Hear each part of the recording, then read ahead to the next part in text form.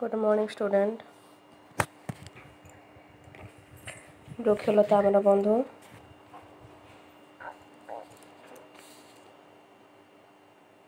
ଏଇଠୁ ଆରମ୍ଭ କରିବା ଆମେ।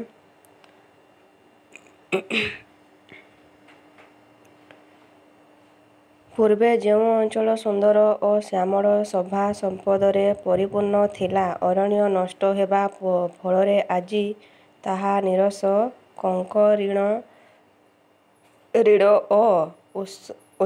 ଊଷର ଭୂମିରେ ପରିଣତ ହୋଇଛି। ଏବେ ସମସ୍ତ ଚେଷ୍ଟା ସତ୍ତ୍ୱେ ଭାରତର ଥର ଓ ଆଫ୍ରିକାର ସାହାରା ମରୁଭୂମି ବଢ଼ି ବଢ଼ି ଚାଲିଛି। ସେଥିପାଇଁ ବ୍ୟାପକ ଭାବରେ ବନୀକରଣ କରି ମରୁଭୂମିର ସମ୍ପ୍ରସାରଣକୁ ସଙ୍କୁଚିତ କରିବାକୁ ଉଦ୍ୟମ ହେଉଛି। ବଣ ଜଙ୍ଗଲ ନଷ୍ଟ ହେବା ଫଳରେ ମୃତ୍ତିକା କ୍ଷୟ ଘଟି ଜଳଭଣ୍ଡାର ଓ ନଦୀ ପୁଷ୍କରିଣୀର ଶଯ୍ୟାପତି ହୋଇଯାଏ। ବହୁ ଅର୍ଥ ବ୍ୟୟରେ ନିର୍ମିତ ଆମ ହୀରାକୁଦ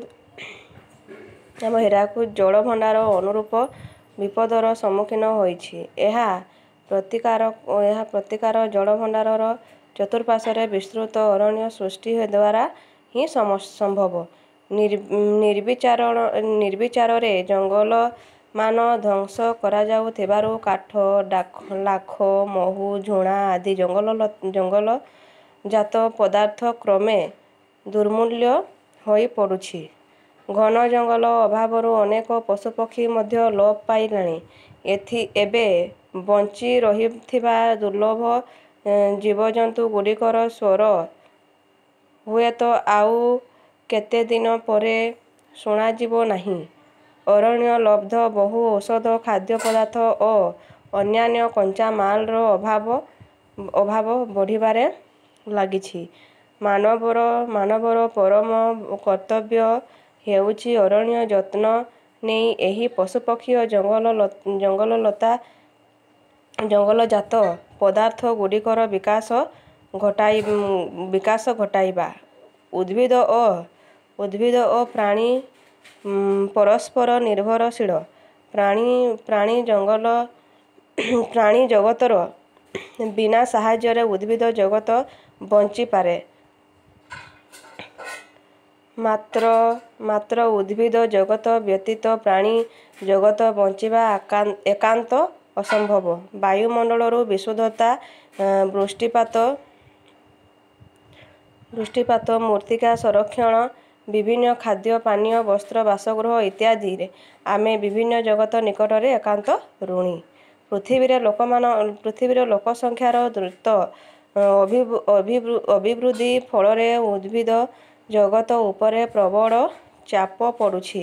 କ୍ରମଶଃ ଜଙ୍ଗଲ ନଷ୍ଟ ମଧ୍ୟ ହୋଇଯାଇଛି। ସତେ ଯେପରି ଆମେ ଯେଉଁ ଗଛ ଡାଳରେ ବସିଛୁ, ସେହି ଗଛ ମୂଳରୁ ହାଣୁଛୁ। ଏହି ଦୁଷ୍କର୍ମରୁ ଅବସାନ ନ ଘଟିଲେ ଆମ ଦୁର୍ଦ୍ଦଶାର ସୀମା ରହିବ ନାହିଁ। ବୃକ୍ଷଲତା ଆମର ବନ୍ଧୁ। ଅରଣ୍ୟ ବିନାଶ ପରିବର୍ତ୍ତେ ନୂତନ ଅରଣ୍ୟ ସୃଷ୍ଟି ଆମର ଲକ୍ଷ୍ୟ ହେବା ଏକାନ୍ତ ଆବଶ୍ୟକ। ଏହି ଦୃଷ୍ଟିରୁ ଆମ ଦେଶରେ ବିଭିନ୍ନ ଯୋଜନା କାର୍ଯ୍ୟକାରୀ ହେଉଛି। ମୃତ୍ତିକା ସଂରକ୍ଷଣ, ବନ ସଂରକ୍ଷଣ, ସାମାଜିକ ବନୀକରଣ ଯୋଜନା ପ୍ରଭୃତି ଏହାର ଦୃଷ୍ଟାନ୍ତ। ବୃକ୍ଷଲତାକୁ ସବୁଜ ସ୍ୱର୍ଣ୍ଣ ବୋଲି କୁହାଯାଇଛି। ଯଥାର୍ଥ ଏହା ସ୍ୱର୍ଣ୍ଣଠାରୁ ମଧ୍ୟ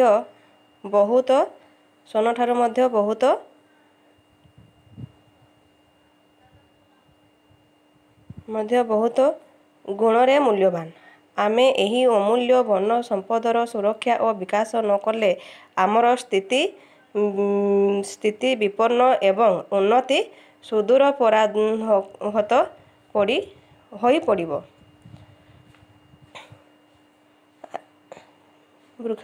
ବୃକ୍ଷଲତା ଆମର ବନ୍ଧୁ ଶେଷ ହୋଇଯାଇଛି।